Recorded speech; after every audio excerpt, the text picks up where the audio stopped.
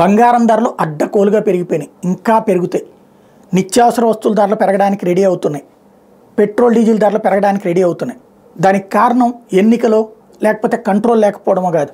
ఇప్పుడు అంతర్జాతీయ యుద్ధ వాతావరణం, దేవుడి దయ వల్ల కనుక యుద్ధం ఆగిపోతే, ఇరాన్ కనుక రెచ్చిపోకపోతే నో ప్రాబ్లం.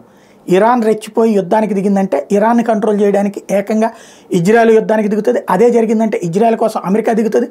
అమెరికా మిత్ర దేశాలు అటు దిగితే ఇటు పక్కన దీనికోసం రష్యాను చైనాను దిగాల్సి ఉంటుంది, లేదా ఇరానే పెద్ద ఎత్తున యుద్ధం చేస్తుంది. ఆ యుద్ధపు పరిణామక్రమం ఒకప్పుడు ఇరాక్ నాటో దేశాలు యూరప్ దేశాల మీద దాడి చేసింది కదా, అలాంటి సిచ్యుయేషన్స్ వస్తాయి. అదే జరిగిందంటే పెను యుద్ధం అవుతుంది. ఆయిల్ వచ్చే రూట్ అదంతా, కాబట్టి అది పెద్ద ప్రాబ్లం అవుతుంది. Oil supplies problem. ఇప్పటికే ఒక పక్కన హౌతీ తీవ్రవాదులు వీళ్ళతో తలనొప్పులు అయితే ఇప్పుడు ఈ కొత్త తలనొప్పులు వస్తాయి. అదే జరిగిందంటే కనుక పెట్రోల్ డీజిల్ ధరలు పెరుగుతాయి. రష్యా యుద్ధంలో ఉంది కాబట్టి అది పెట్రోల్ డీజిల్ సప్లై చేసేటువంటి దేశం, హైయెస్ట్ సప్లై చేసేది, అది పెద్ద సమస్య అయి కూర్చుంటుంది. అప్పుడు పెట్రోల్ డీజిల్ ధరలు ఆకాశాన్ని అంటే పరిస్థితి ఉంటుంది. టోటల్గా చూస్తే బంగారంతో పాటుగా పెట్రోల్ డీజిల్ ధరలు పెరగకుండా ఉండాలంటే యుద్ధ వాతావరణం ఆగాలి.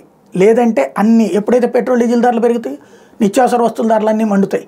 కాబట్టి అన్నిటికీ సిద్ధం కావాల్సిన సందర్భం.